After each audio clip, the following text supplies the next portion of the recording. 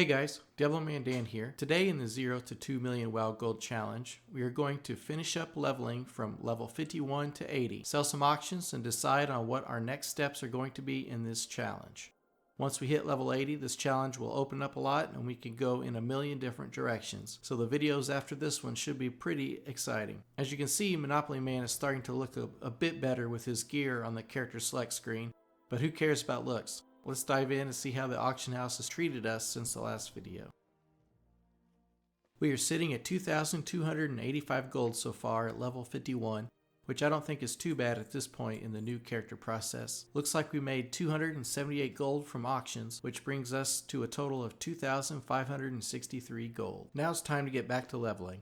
Oh, I don't think I mentioned in the last video, but I did end up getting a 30 slot hexweave bag for like 150 gold, which isn't too bad. I don't feel like splurging on high-end bags since we don't have that much gold and haven't had any issues with storage space yet. I did decide to go to Shatrath to turn in my time walking dungeons quest before hitting the leveling zones again in Dragonflight.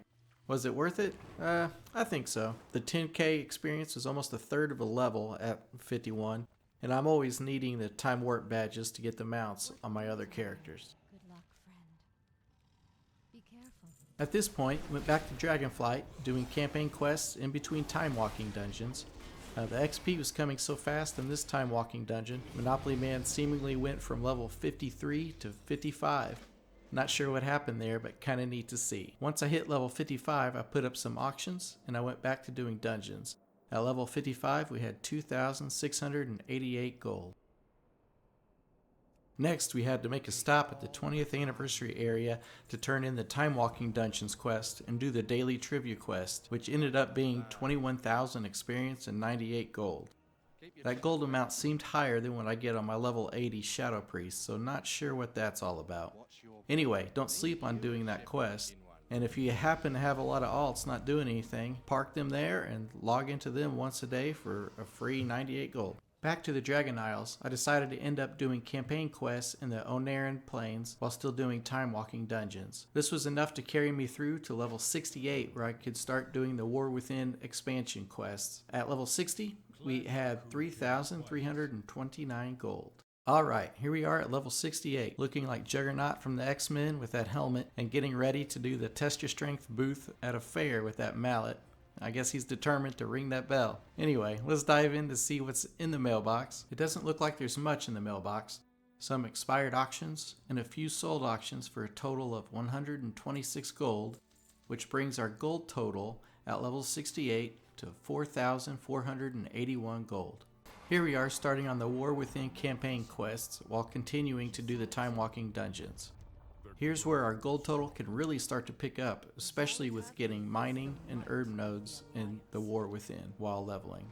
After starting the Isle of Dorn campaign quests, doing time walking dungeons, grabbing the War Within herbalism and mining at the trainers, and even doing Chromie's Codex, we are at level 74 with 7,163 gold. Also, make sure to do the quests by the crafting orders area, as you can get a pouch of crafting materials, which also has 350 artisans acuity in it. That will be important for later. Another thing I would make sure to do is to do the delves.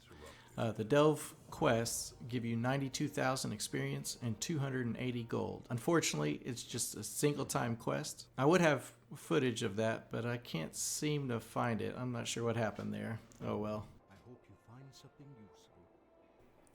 Almost there. Here we are vendoring stuff at level 77 with 9,466 gold while doing world quests.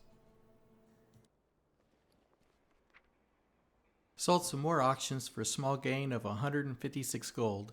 As you can see, it's all still reagents that we are selling. Our reagent bag is getting full, so time to list a bunch of auctions.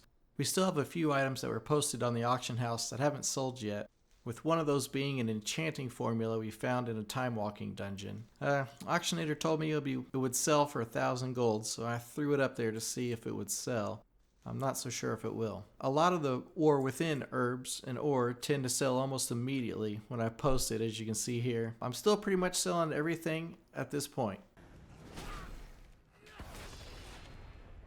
Finally, We hit level 80 while doing some world quests in the Ringing Deeps. Now we need to go check our mail and get our auctions and kind of see what our gold total is. We have 13,802 gold before our sold auctions. Let's see how much is there. Nice, 2,925 gold. That brings us to 16,728 gold with a bag full of stuff to vendor and sell on the auction house. Here's some of the level 80 crates that we had. These can usually roughly range from 1,500 to 3,000 gold in each one.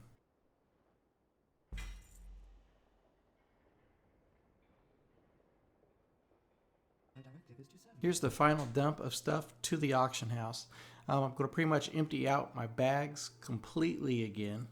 And from here, I think I'm going to hang on to mining and herbalism for at least a little while. I'm going to do some mining and herbing routes and see how that goes before we jump into anything else. So that's the next step. It feels good to be level 80 and have right at 20,000 gold so far. We still got a long way to go, but we'll try different stuff and we will get there. Don't forget to like and subscribe if you enjoyed the video. Leave a comment. If you have any questions or anything, just let me know and I will get back to you.